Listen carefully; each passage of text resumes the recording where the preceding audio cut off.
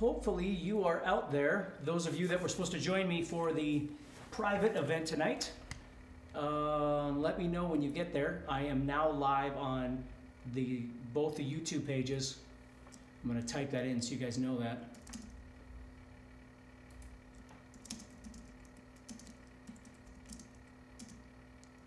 Steve Stine Guitar Facebook page and both GuitarZoom and YouTube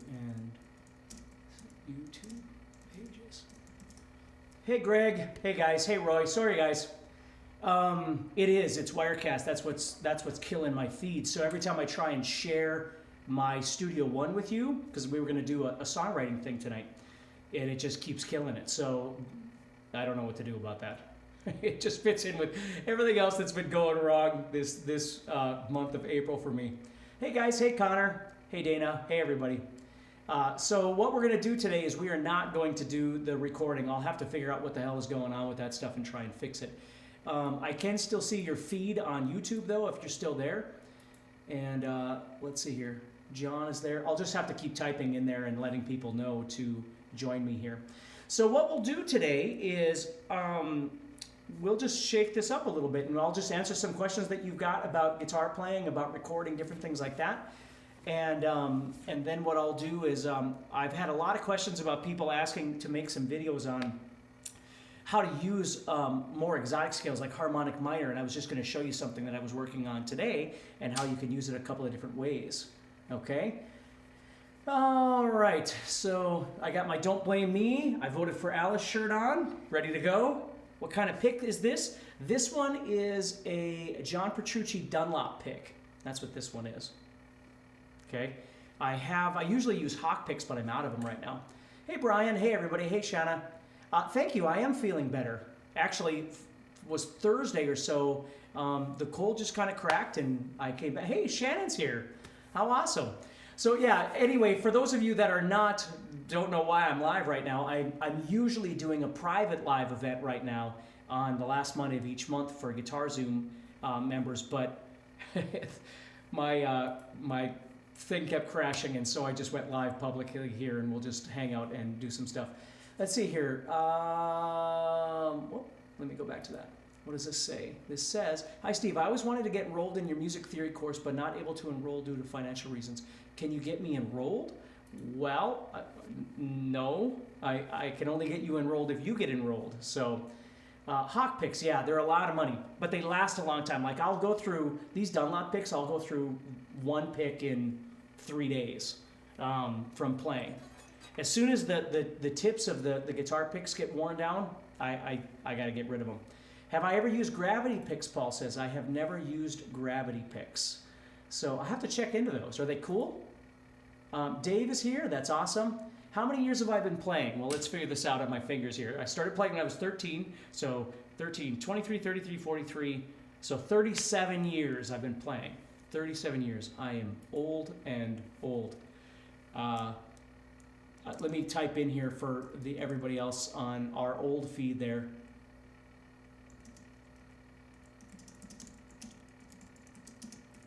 Head to YouTube or Steve Stine Guitar channel on Facebook, and I am live right now. Okay, so hopefully they'll do that. How many years I've been playing? So 37 years, long time. Hello from the Isle of Wight. Hello to you too. Do you ever use felt picks? I don't use felt picks. I know some people use felt picks for like acoustic and things like that, but for me it's all about having a pick that's fairly stiff for picking like that. So let's go ahead and get started a little bit. As a matter of fact, just keep asking questions and I'll get to this in just a second here. This is an Ibanez Gem DBK. It is. That's right, Rich. Is there a link to a working video?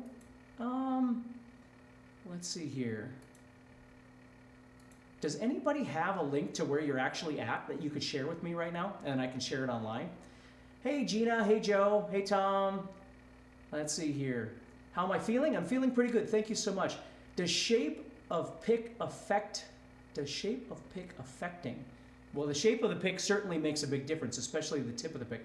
Linda says, love my hawk pick. I totally agree. I really like those. How do I find it? Go to YouTube, Guitar Zoom or Steve Stine channel, and I'm live. Or go to Steve Stine Guitar Facebook page. Okay, let's see if I got a link here, if anybody's shared it. There we go. Thank you, everybody. If I can... Oh, it won't even let me click on it, for goodness sakes. No, I can't copy it. I can't. Oh God, this is just great. No, I can't do anything with that. So we'll just leave that alone. Facebook. Okay, hold on a second. Let me see if I can do this without losing anybody here. Just give me 1 minute. I got a big old mess going on here. I'm going to give Wirecast a piece of my mind. That's what I'm going to do. Okay, so April session, that has to end because that did not work. And now, let me go back here and see if I can find a link for what's happening now. There we go. Okay, sorry about that. So I'll just post that up there and hopefully they'll get that.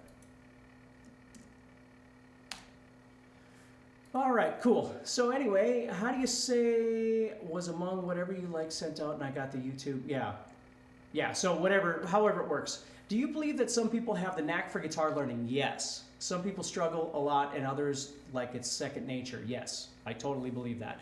I believe anybody can learn how to play, but I think you've got to be really willing to spend a lot of time and really dig deep in your thought process and finding out what's working and what's not working. You know, my 12-year-old daughter, she had just asked about learning how to play. She's really into learning Queen right now, or she's listening to Queen, singing Queen songs. She bought her first record this weekend while we were in Minneapolis. She bought Queen's Greatest Hits. So she's all excited about it, and then she asked about playing guitar, and she said, I'd like to learn how to play a Queen song, and I was like, that would be great, but it's going to take a little bit of work. You know, because you like a band doesn't mean you can just go grab a guitar and start playing things. So I was showing her how to play just an A chord just to get started, and she started practicing it and went, oh, that's a little bit of work. So I don't know that she'll stick with it at this point, but the point is that it just requires a lot of time and a lot of effort, you know? So when you're trying to practice things, you know, whatever the song might be or whatever the lick or whatever it is, you know, the second level is once you've learned how to do things like that, trying to figure out how to, you know, change things up and try and make it sound more authentic, you know, like when you play whatever it is, you know,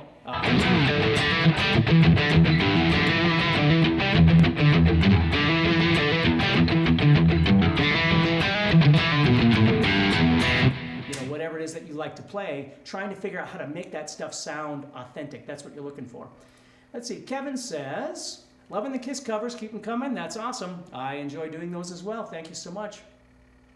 Let's see here. We've got Dayton says, do you know where the harmonics are? Well, there's lots of harmonics on the guitar. You can do the natural harmonics, which are at 5, 7, and 12. Those are the ones that are natural to the guitar. And that's where you're going to find those, okay? But then you can also, especially with distortion, you know, you can get other kinds of harmonics.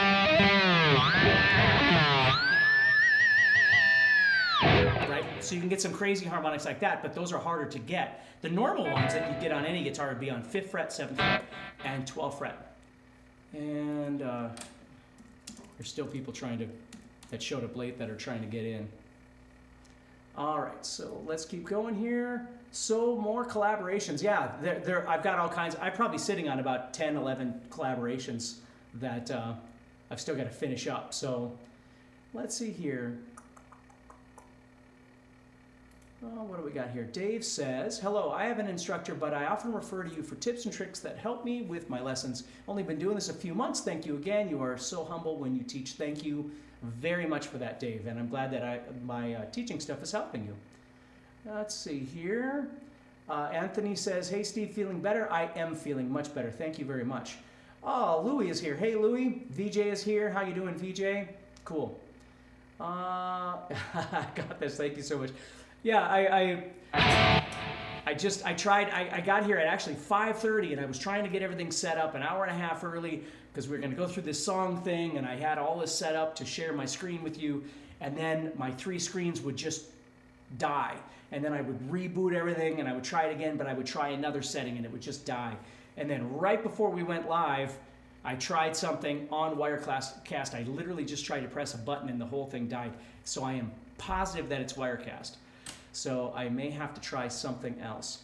Let's see here. Ann Britt says, what do you do with protecting your hearing when practicing? Nothing. My hearing is already harmed. To be honest with you, I really don't do anything, and it's not that I would advise not to do anything. I just have never worn earplugs and things like that. You know, when I practice and things, it's not loud anyway. When I'm in rehearsals, it can get very loud, and I really should wear earplugs, but because I've never worn them, it feels really awkward to me to wear them. So, you know, the ringing and things like that, I don't get a lot of that anymore, but I know that I've lost high end in my hearing and things like that. I don't have tinnitus or anything like some of my friends do. But if you can wear, you know, ear protection when you're playing really loud and things like that,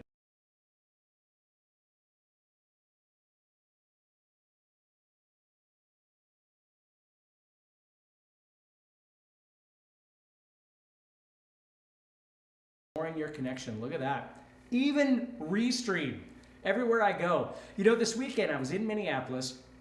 I got locked out of my Facebook, which actually was a really wonderful thing because I was off Facebook for 2 whole days. I spent the weekend playing with 2 different bands, rehearsing with bands, but I had my daughter with me, as I told you.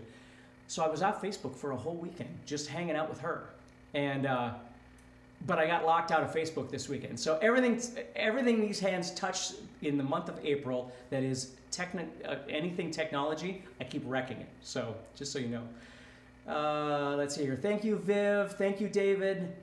And Matthew says, what's your absolute favorite speedy riff? You know, I don't really have an absolute favorite speedy riff. I have songs that I like to play, just anything that's really fast. You know, I've always been a big fan of stuff like... you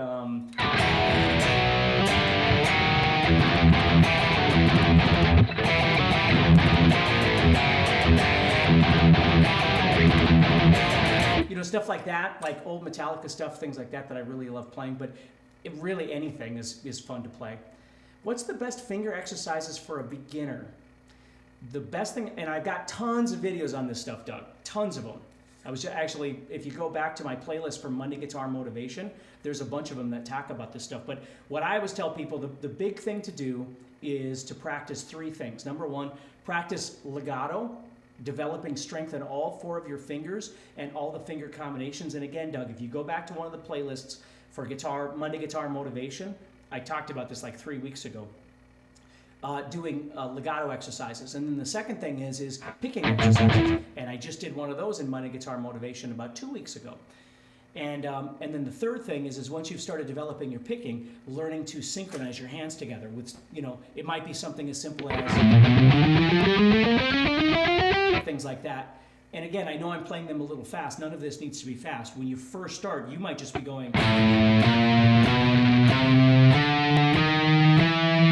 might be very, very, very slow, that sort of thing. But that's where you want to start. Let's see here. Please tell how to arrange songs for fingerstyle guitar. I really want to get started on that. The biggest thing if you're going to take a song that already exists and try and arrange it for fingerstyle is that you have to figure out the melody. And then you have to figure out the chords, and then you have to figure out a position. So you might wind up changing position because of the relationship between that melody and those chords, but that's what you need to do, is figure out what your melody is going to be and then where you're going to play it, because you need to put bass notes and such underneath those, or more, obviously, to try and develop the chordal structure underneath there. So you don't want a melody that's up here and you're trying to play in open chords. You know what I mean? So that's the tough thing about learning how to do that. Sam says, are you still Hughes and Kettnering, Mr. Steve?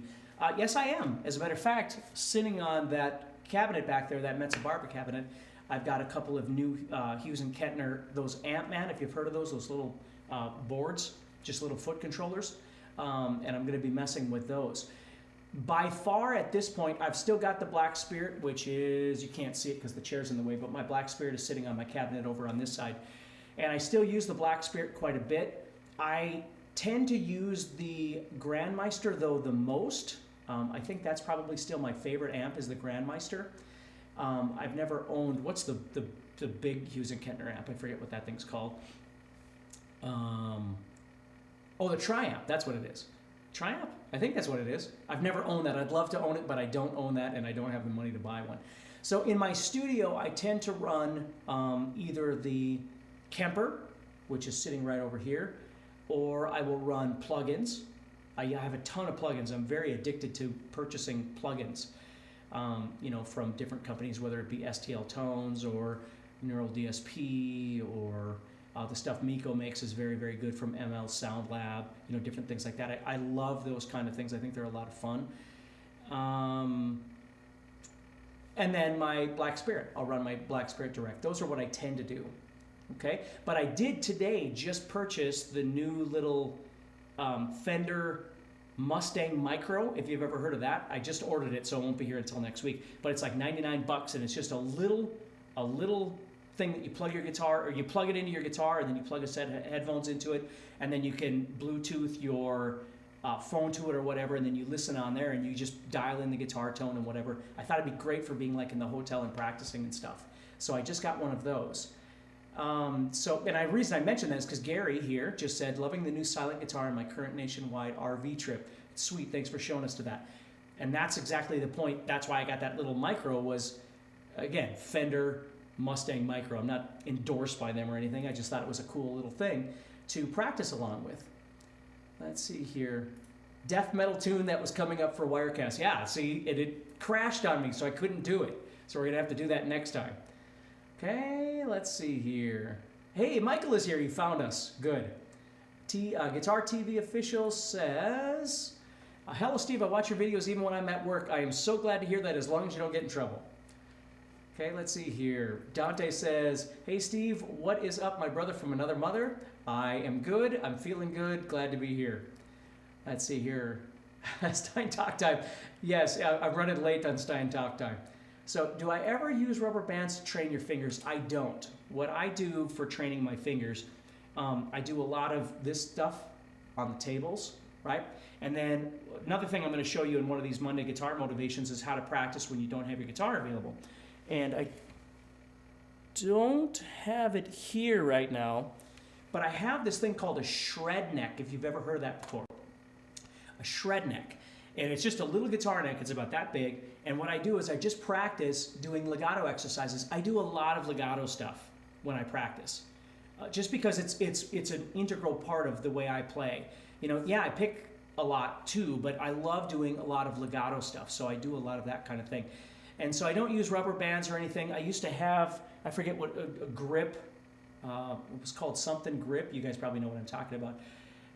But just nothing where you start injuring your hands. The big thing is learning to be very efficient. And, it's developing muscle, but it's also developing that elasticity with your fingers too. So when you play, you can stay very fast. So you want to build muscle, but you want to build speed, right?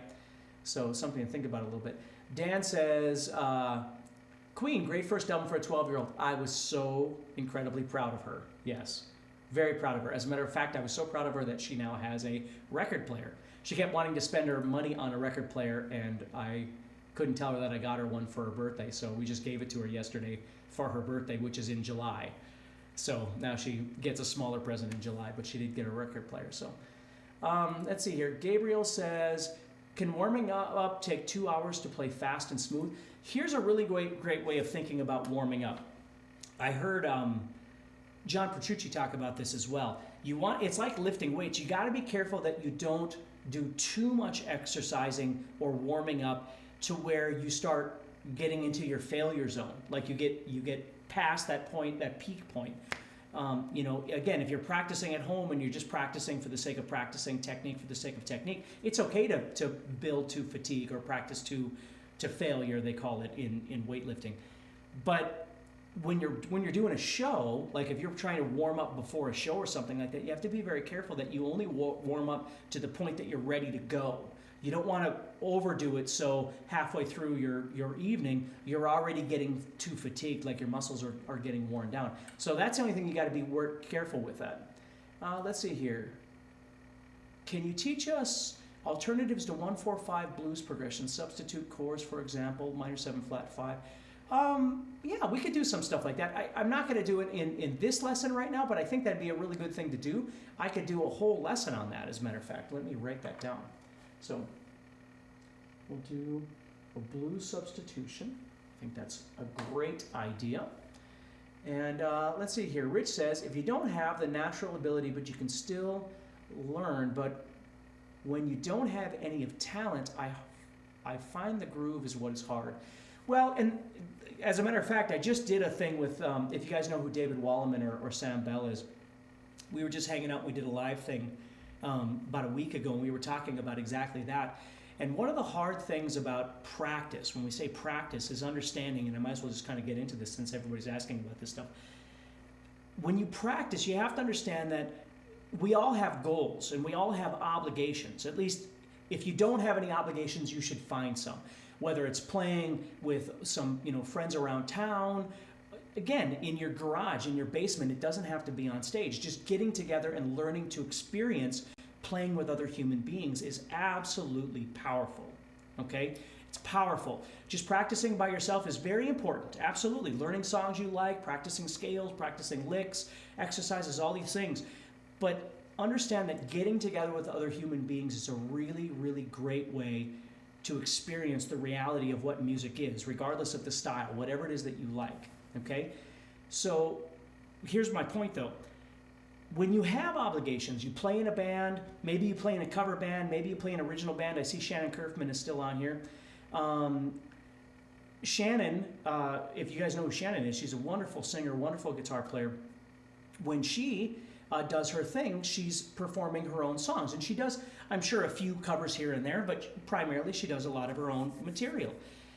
And the thing about playing in a band is that, you've got to learn whatever, like if I was playing in Shannon's band, I would have to learn her material, right? I have to be prepared for the show.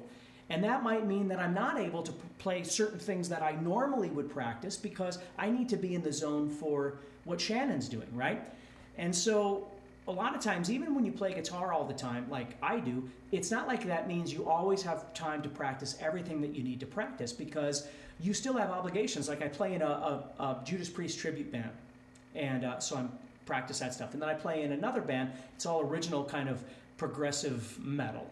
And so that requires time, right? And then I make videos for you guys, and I make courses and whatever, and that all requires time. So you're not always able to practice everything. And I know this is kind of a long point, but what Rich said is really important. He said, I find the groove is what is hard. Well, groove is a hard thing, especially when you're just practicing a lot of exercises and things like that. So you need to find the right material to practice to get that groove going. And then you need to find a way of practicing on a daily basis or whatever your practice routine is to maintain that, you see? Because if I'm practicing my metal stuff, I'm not practicing the same kind of groove stuff. That doesn't mean that there's not groove in metal, but it's not the same kind of groove. Like Shannon and I just did a remote collaboration of Just Got Paid by Joe Bonamassa, ZZ Top kind of thing. And it's a different kind of groove. And then I had a couple of really great friends, Griff Hamlin, if you know who Griff is, great blues player, great player, and Marty Schwartz played on it. And so, a different kind of groove than I'd be playing if I was playing in my Electric Eye band, right? So all of these like remote collaborations that I've got sitting right now in various stages of being done are all different kinds of things. They're not all metal. It's just different stuff that friends want to do. And so practicing requires, you got to spend a little time with all those things, and I'll summarize this and keep going with this. I've always told people, think of your practice as being in buckets. You have to practice buckets of things. The first bucket is going to be technique, stuff that's coming in that you know you need to work on, right? You just learned a new scale, you just learned a new song, you just learned a new chord, you just learned a new strum, whatever it might be. It comes into this first bucket, and you need to nurture this thing and practice this to develop it. Okay, and then you've got another bucket, which is your, I can call it your theory bucket, but it's understanding music. Okay, understanding music, and that might be understanding your fretboard, visualizing your fretboard. It might be understanding music theory, right? What is a 1-4-5, or what is Dorian, or what is whatever, right? Whatever it might be. But it also can be the music that you're trying to learn, like understanding the structure of the song that you're trying to learn, understanding what key it's in, understanding how you're going to approach the solo, whatever. All of those things, anything that requires thought process and analyzing the situation, that's the theory bucket. And then really the third bucket, which is the creative bucket. It's trying to take all of these things that you're learning and figure out how to, like Rich said, how to make them sound real, make them have a groove, make them have a feel. These are all very, very important things.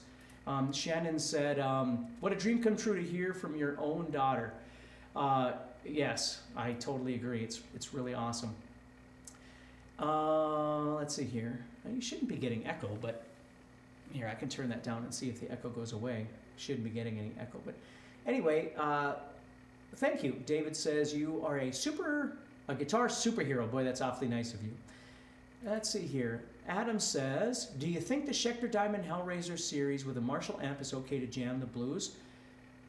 Yeah, I mean, anything will work. Obviously, certain guitars are kind of, you know, let me see. I'm not sure if you can hear my guitar here.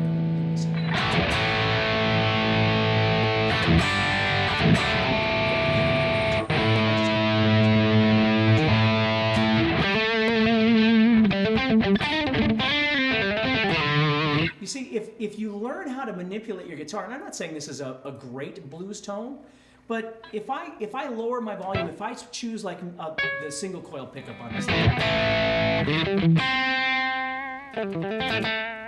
I back off my volume,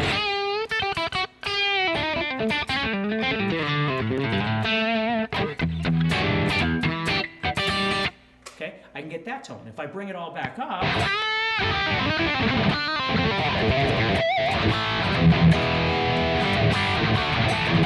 you see, it's going to get heavier. So a lot of it has to do with the way that you play, and that's something to really think about.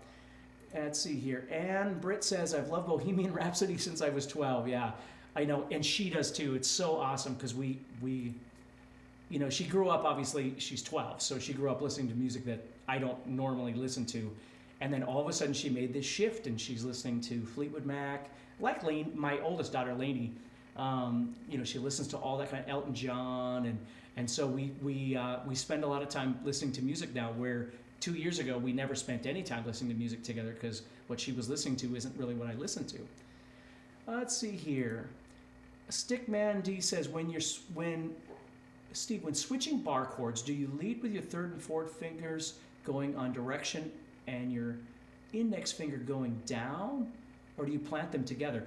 Well, if I'm playing bar chords, they move together, like everything moves at the same time. But there are times when one finger might move, you know, ahead of time or something like that, depending on what my situation is. But when I move chords, everything moves in one motion, right? So as I'm playing, I'm not moving something into position and then moving something else. Everything just moves uniformly. And you've probably heard me talk a million times about the technique of bouncing. And if you haven't, if you look up my name on YouTube and type in bouncing, you're going to find something on it. But, you know, it's practicing whatever it is that you're trying to learn how to do. You practice that motion with your fingers over and over and over to develop it. So when you want a chord, you know, you don't go 1, 2, 3 to make a C chord. You just make C, or you just make G, or you just make D. So while you're in the air, you're shifting to the next shape, and then you're setting it down. And I've always called that lift and shift. So if I was on G and I want to go to C on the 5th string, I'm going to lift up.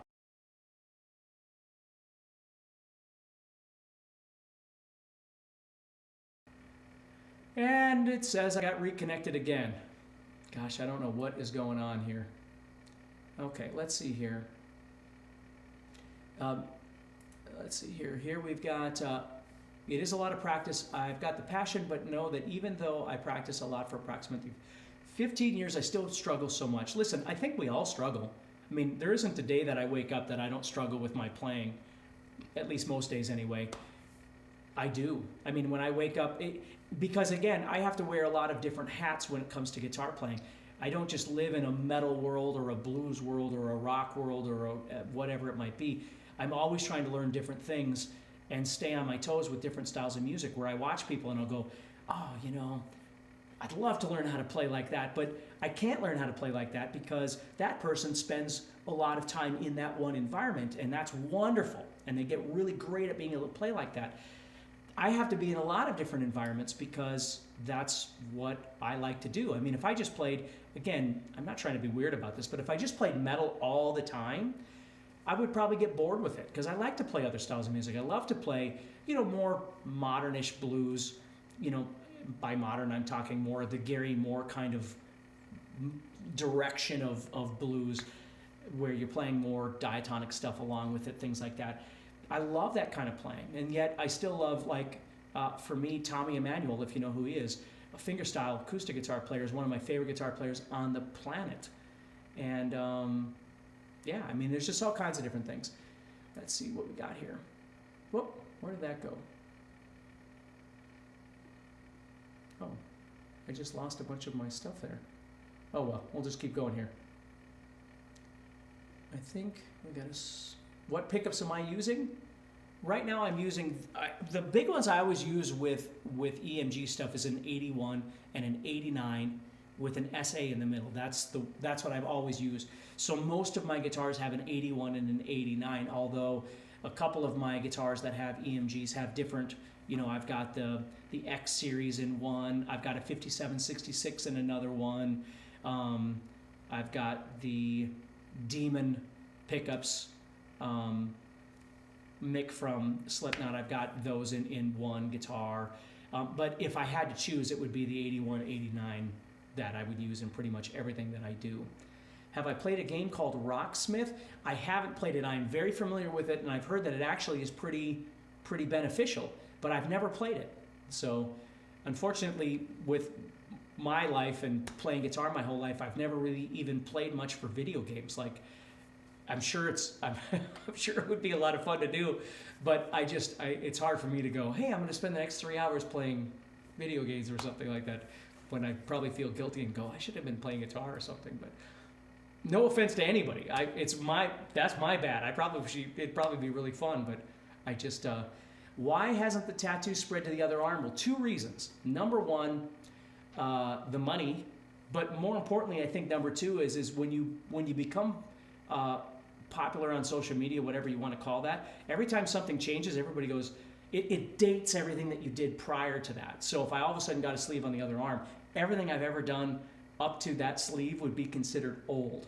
So, and I know that's stupid, but listen, I can have my hair in a ponytail and people will freak out and go, oh my God, he's got a ponytail, he doesn't look the same, it's not the same person. Where my wife's like, this is the way I see him 99% of the time. So anyway, Keith says, when you improvise, are you consciously thinking about intervals? I've developed the intervals on the fretboard, but when I'm playing, I'm not really thinking about, wow, I should go to a fifth, or I should go to a seventh, or something like that. I've already pre-planned a lot of that stuff out in my playing. But if I was playing slower, like if I was trying to play something that was more melodic, and then I might a little bit more, if that makes sense. But when you're playing, a lot of times the notes aren't, at least for me and most people that I know, the notes aren't rolling by you. It's more that you've already put in the time to figure out how this scale is going to interact with these chords.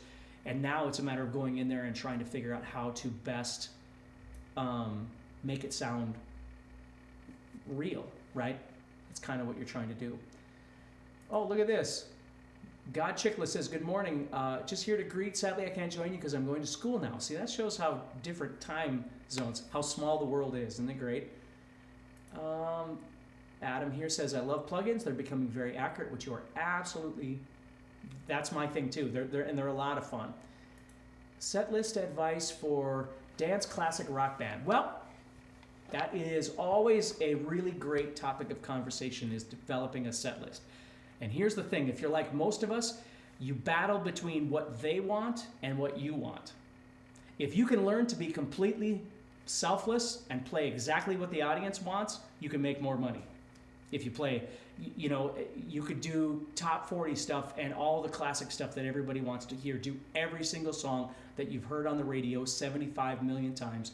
And again, there's going to be people that come out and see it and go, I don't want to hear this again. But if you want dance and you want all that kind of stuff, you do top 40, you stay on the top 40, and you do classic stuff that everybody wants. I have never been in a band like that because I've always been in bands where we go, yeah, we'll give you something you want, but then we're going to do a Rush song or God knows what it is, a King's X song that nobody knows or whatever it might be.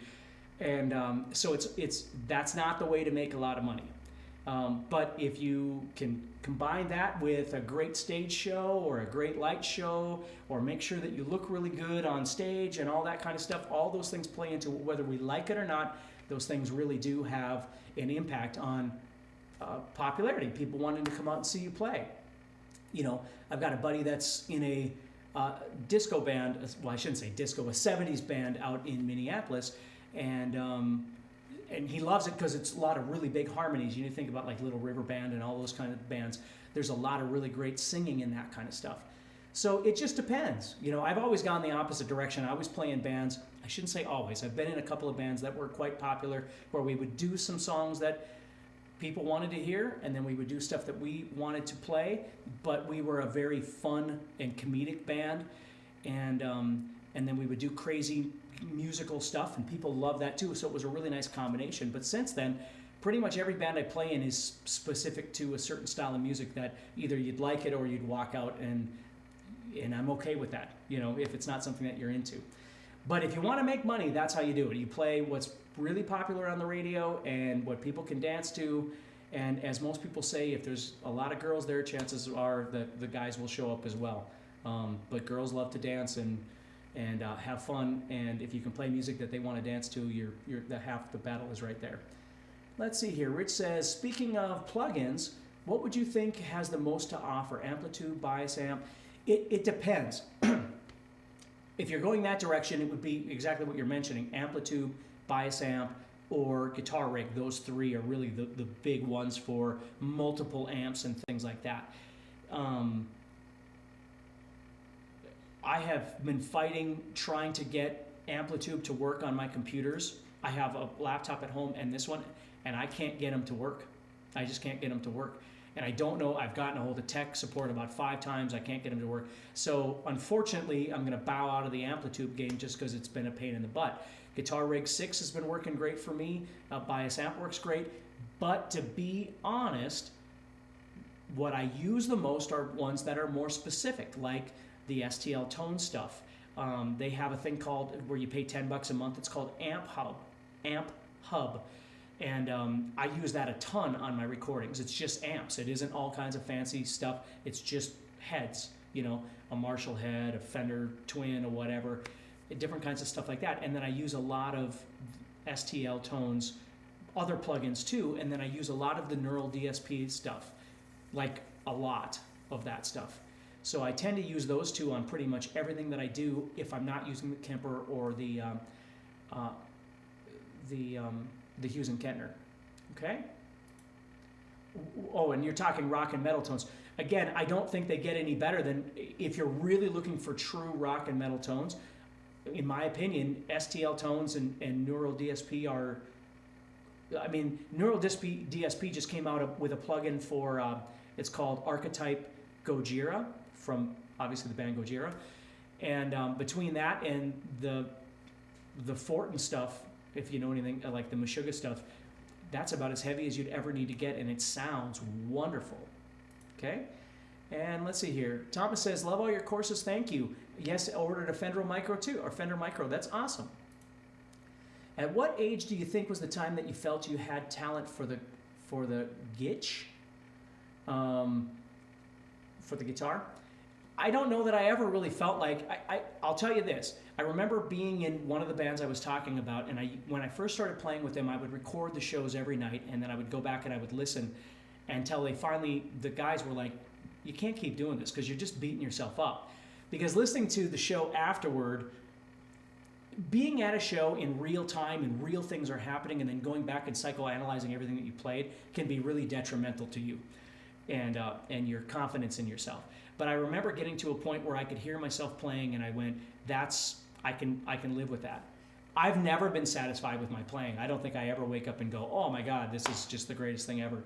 I get my moments where I'm playing and I'm like, wow, this is really going awesome. But I think most of us just keep trying to work at it. What I figured out was that I could learn material, I could memorize things, scales, songs. I could dissect things very, very quickly, and I had a gift for being able to break it down and explain it to people, which is why teaching became so important to me. But yeah, I think it's hard to say. I don't know that I ever went, oh, here I am, I can do this. You gain confidence, and you stop worrying about what everybody else thinks. You just do your thing. So let's see here. The micro looks really cool, very awesome. Let's see. Oh, sorry. They keep flying by, and then I can't go back and get to the old things that people have put in here.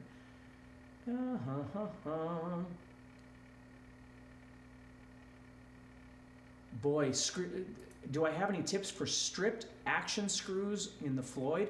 I don't. I don't do any of that kind of stuff myself. Let's see here. This one says, have you tried the Line 6 Pod Go? I haven't. That's another one I should try. That's a really great idea. Hey, Ron is here. Hey, Ron. There he is. Hi, Ron.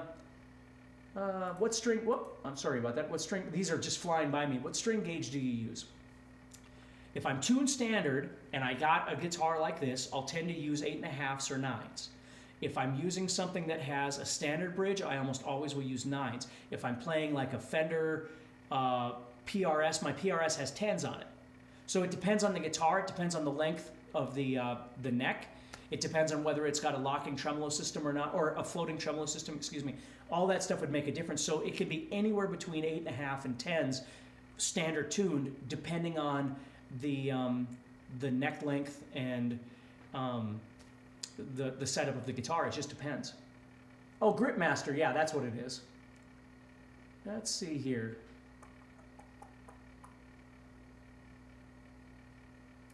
Yeah, this is the Monday 26 Masterclass. Francis is here. Yeah, something went wrong when I tried to go live, and it kept my Wirecast, which is what I use to stream from, kept rebooting my system. So, let's see here. Okay, we're gonna have to move down a little bit. Really, who uses records anymore? My daughter. She's all into it, and I just love it. It's actually me being a kid all over again. So, yeah, lots of people use them. Let's see here. Jeremy. Yeah, Jeremy says the same thing. Yeah, lots of people do. It's kind of fun. I mean, we have Spotify and those things for 8 million, songs and giving the artist nothing. Or we have records every once in a while that you buy, and it's kind of fun. So, let's see here. Okay, where are we at? Oh, we still got about another 5 minutes. How about some Ace Frehley lessons? I think that'd be wonderful. I don't know if anybody else thinks so except you and me, but Martin is here, says, sorry I'm so late. That's okay. We're just hanging out, having some fun here. Okay, so I asked about that, or we talked about string gauge. How do I approach palm muting? Palm muting is really, it's using the karate chop part of your hand, and you lay across where the string and the bridge meet. And you don't press in. That's another kind of technique that you can use, but when you first start, don't press in, just touch. And just practice. And what you want to do is just move back and move forward.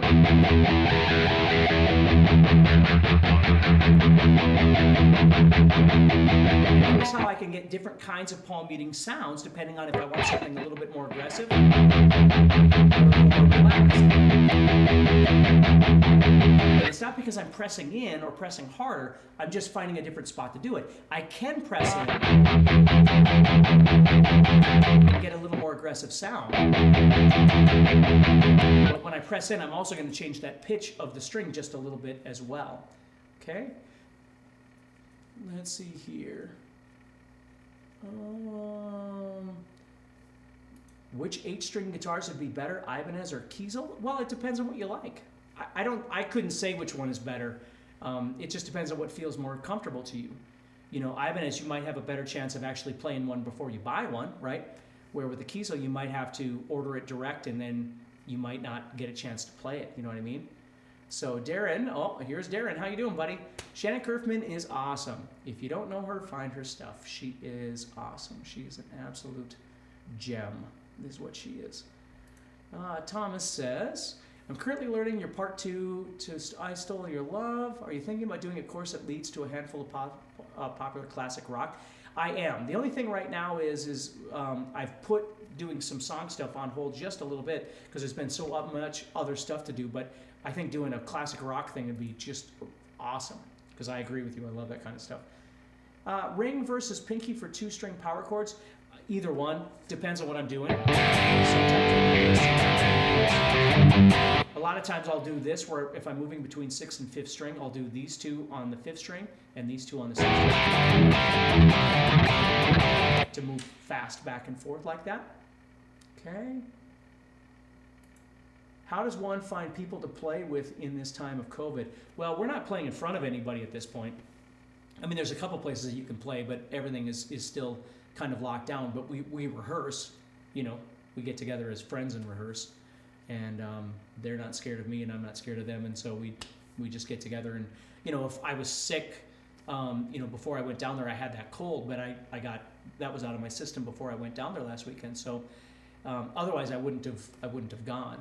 Right, but you know, just try and take care of each other. I guess that's the best thing. What else do we got here?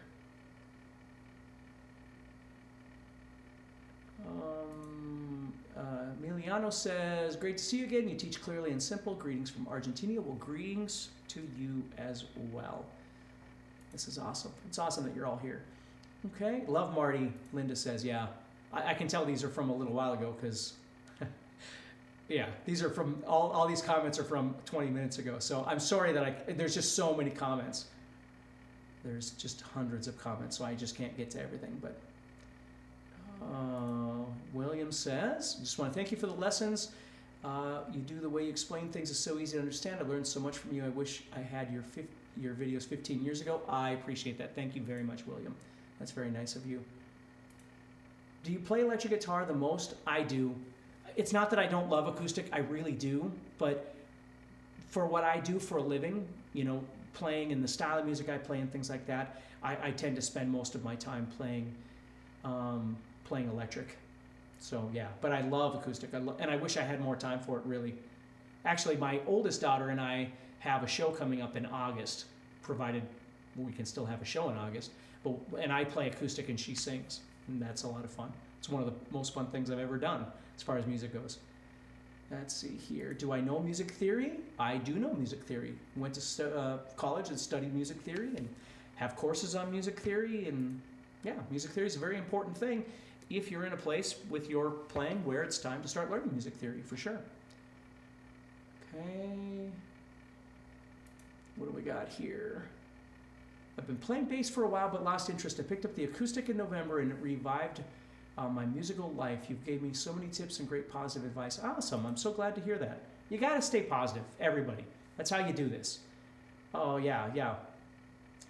So, looking here. We only got a couple more minutes and I got to get going here. But Green-Eyed Guy says, hey, and I say, hey back.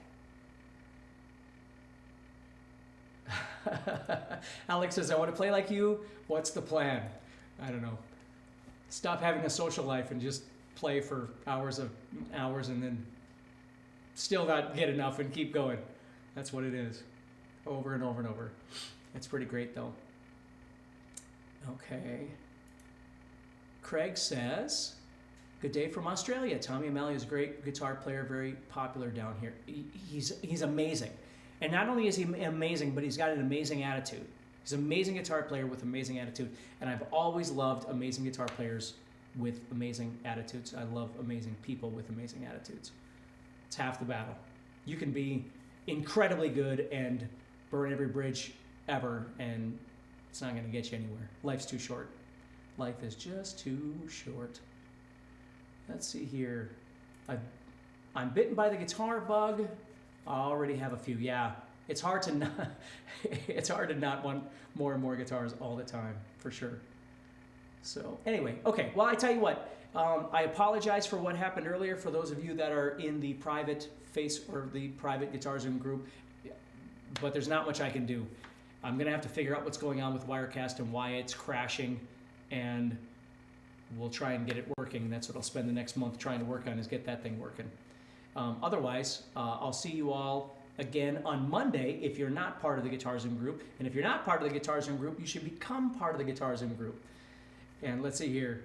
Louis says, I know you're going to eat supper in a few minutes. What's for dinner? As a matter of fact, Louis, I already ate dinner before I came out here. My wife made taco soup. My wife and I are both on Weight Watchers, so we usually have 2 or 3 different soups that she'll make for the week that work well in our Weight Watchers, and so I ate that already. So I don't think I have any points left for the day, so I'm done. So, what does this say? What Steve Lukather represents for you? Steve Lukather is one of my favorite guitar players. Neil Schon is one of my favorite guitar players. That kind of playing, I just love that kind of stuff. Gregory says, I had tacos. That's great. Oh, that's awesome. So, all right, well, cool, everybody. It was awesome seeing you all. So, everybody take care and stay positive and keep practicing, and we'll just keep going from there, all right? So, and I'll talk to you all on Monday, and then we'll set up another live session.